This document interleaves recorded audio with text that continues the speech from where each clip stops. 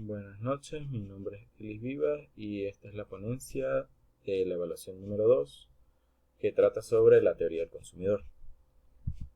Estaremos hablando de los siguientes incisos. En un primer punto, la teoría de la utilidad. En un segundo punto, la restricción presupuestaria. Seguidamente, la decisión del consumidor. Y por último, la demanda marshalliana o demanda ordinaria. Empezamos con lo que es la teoría de la utilidad. Según González 2002, en la teoría de la utilidad se supone que los consumidores poseen una información completa acerca de todo lo que se relacione con su decisión de consumo, pues conoce todo el conjunto de bienes y servicios que se venden en los mercados, además de conocer el precio exacto que tienen y que no pueden variar como resultado de sus acciones como consumidor. Adicionalmente, se conoce la magnitud de sus ingresos. Es decir, en la teoría de la utilidad planteamos un consumidor que tiene la información total en lo que se va a basar su decisión de consumo. Es decir, conoce ingreso, conoce el precio, el valor de los bienes exactos, y además sus acciones no van a causar una modificación en el precio de estos bienes. Supuestos de la teoría de la utilidad. Para hablar de teoría de la utilidad tenemos que plantear los siguientes supuestos. En primera instancia, el ingreso del consumidor por unidad de tiempo es limitado. Esto se basa en los principios de economía, donde tenemos tiempo limitado e ingreso limitado, es decir, nuestros recursos son limitados. Hablando de consumidor, pues el ingreso de un consumidor, en este caso ejemplificando nosotros, pues también es limitado por cada unidad de tiempo. Las características del bien determinan su utilidad y por tanto afectan las decisiones del consumidor. Esto afecta, hablando en la parte de preferencias del consumidor, mientras un consumidor más prefiera un bien, pues va a afectar las decisiones que tome acerca de si me ofrece más utilidad un bien que otro, pues voy a tratar de comprar mayor cantidad de ese bien. El consumidor busca maximizar su satisfacción total y por lo tanto gasta todo su dinero. Estamos hablando de que en esta teoría el consumidor no ahorra. Para maximizar su utilidad, el consumidor va a gastar la totalidad de su ingreso. El consumidor posee información perfecta, es decir, conoce los bienes, sus características y precios, de lo que hablábamos en el punto anterior. El consumidor conoce todo lo que pasa en el mercado, conoce precios, conoce las características y pues tiene un ingreso determinado. El consumidor es racional. Esto quiere decir que busca lograr sus objetivos. En este caso, trata de alcanzar la mayor satisfacción posible. Esto quiere decir que el consumidor es capaz de determinar sus preferencias y ser consistente en relación con sus preferencias. Esto quiere decir que el consumidor sabe lo que quiere. Es decir, si el consumidor prefiere un bien A sobre un bien B y prefiere un bien B sobre un bien C, también va a preferir un bien A sobre un bien C por transitividad. En esta teoría también planteamos tres tipos de utilidad.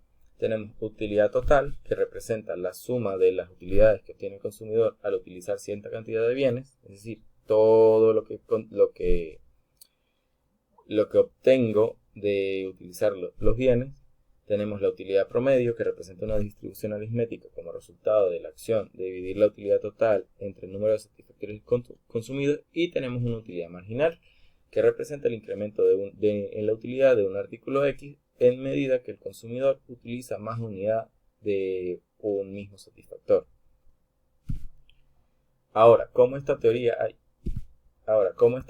explica las preferencias del consumidor? En la teoría se revela que el consumidor, cuando se encuentra frente a un conglomerado de bienes, gastará su ingreso maximizando su utilidad, lo que ya veníamos planteando. Este consumidor no va a ahorrar con el fin de maximizar su utilidad. Es decir, va a seleccionar procurando reportarse el mayor grado de satisfacción que puede alcanzar. Busca gastar la totalidad de su ingreso,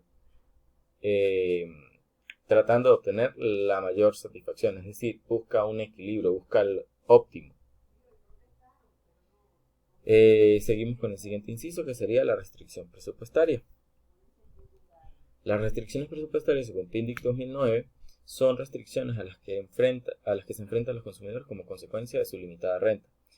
Es decir, hasta dónde puedo llegar con el ingreso que tengo y con los precios de los bienes que me ofrece el mercado. esta restricción está representada por la recta presupuestaria.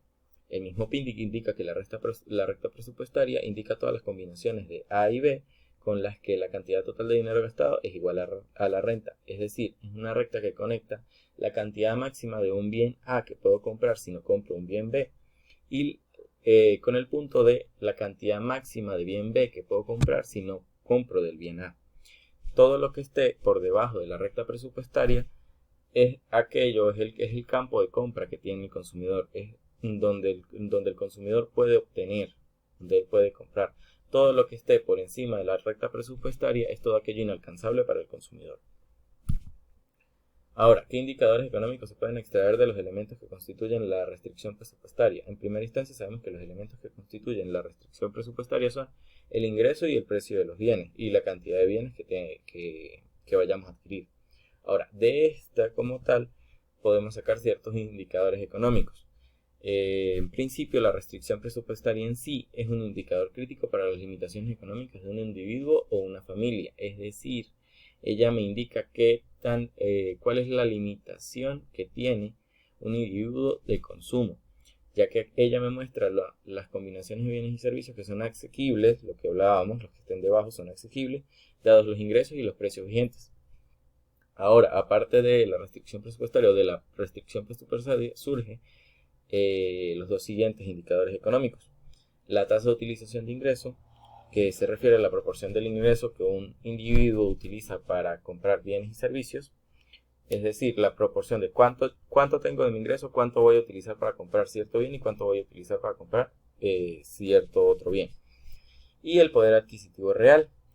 El poder adquisitivo real es la capacidad de compra del individuo ajustada por la inflación. Esta permite evaluar si el ingreso del individuo ha aumentado o disminuido en términos reales, considerando el efecto de la inflación en los precios de los bienes y servicios.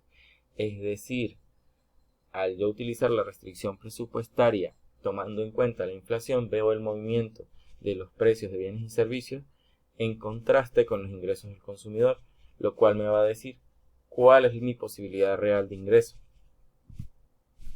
Seguido de esto hablamos de lo que es la decisión del consumidor.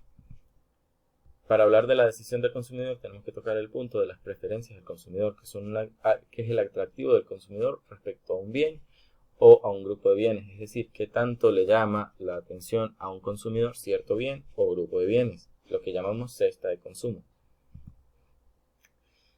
Seguido de esto hablamos del equilibrio del consumidor, que es la cesta o está representada por la cesta que reporta el mayor nivel de satisfacción posible. Es la combinación de bienes que me da mayor satisfacción, dado los ingresos del consumidor y el precio de los productos. Gráficamente es el punto donde la recta presupuestaria, la que hablábamos anteriormente, se hace tangente a la curva de indiferencia. Es decir, esta cesta será la combinación adecuada para el consumidor gastando todo su ingreso. Ahora, ¿en qué se basa el equilibrio del consumidor? Este se fundamenta en la idea de que los consumidores toman decisiones racionales para maximizar su utilidad dada su restricción presupuestaria y sus preferencias, es decir, los dos puntos anteriores. Este enfoque teórico proporciona una base sólida para el análisis de cómo los consumidores asignan sus recursos limitados entre sus diferentes bienes y servicios en una economía.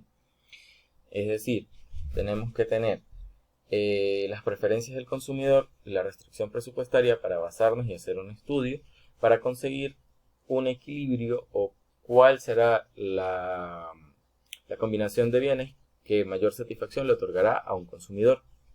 Llamamos a esto equilibrio o óptimo al consumidor. Pero, ¿qué sucede si se modifica el precio de los bienes? Pueden ocurrir dos situaciones: el efecto ingreso o el efecto sustitución. En el efecto ingreso, cuando un producto se vuelve más barato, el consumidor tiene mayor poder de compra, por lo que podrá comprar más unidades de bienes. O bien podrá pasar el efecto sustitución, que cuando un producto se vuelve más económico, el consumidor podrá obtener más unidades de este por cada unidad de otro a la que renuncie, es decir, podrá tener más del otro. Con esto llegamos al punto de lo que es la demanda marshalliana, importante para conseguir el equilibrio del consumidor. Según Díaz 2012, esta demanda relaciona los precios, el ingreso y las cantidades demandadas de un bien, teniendo en cuenta tanto el efecto ingreso como el efecto sustitución, los dos anteriores.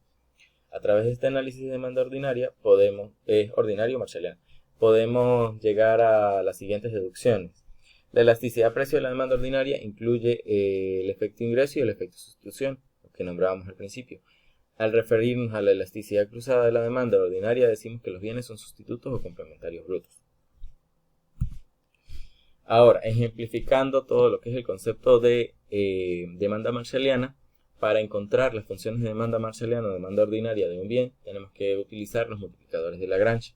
En este caso, utilizaremos el ejemplo dado en clase, que fue un ejemplo de una función de utilidad sencilla para mayor comprensión, donde la función de utilidad está dada por multiplicar el bien X por el bien Y, las cantidades. Tenemos cierta restricción, aplicamos las condiciones de primer orden para el multiplicador de Lagrange, obteniendo la condición de equilibrio. Al tener la condición de equilibrio, hacemos un despeje de X en función de Y y un despeje de Y en función de X para obtener ciertas ecuaciones. Y luego reemplazamos la restricción en estas condiciones de equilibrio que ya encontramos, que en este caso serían la ecuación número 4 y la ecuación número 5, para obtener las funciones de demanda marshalliana del bien X y del bien Y. Sustituyendo aquí obtenemos estas funciones. Ahora, ¿qué me ayudan qué hace esta función de demanda ordinaria? Me va a ayudar a conseguir el equilibrio del consumidor teniendo la combinación óptima de bien X y bien Y para maximizar la utilidad. Teniendo estas, reemplazamos con los precios de tanto el bien X como el bien Y así obtendremos las cantidades demandadas para que el consumidor llegue a un equilibrio. En este caso llegamos a que el equilibrio está dado por 25 unidades del bien X y 10 unidades del bien Y, que dada la función de utilidad serán 250 útiles, lo que me ocasionará a mí el equilibrio del consumidor. Finalmente, esa sería toda la ponencia. Por último, encontramos las bibliografías utilizadas para el trabajo. Fueron 3, González María, el libro de Pindic de microeconomía y un artículo, algunas notas sobre demanda ordinaria y compensada de teoría del consumidor por Díaz 2012. Muchas gracias.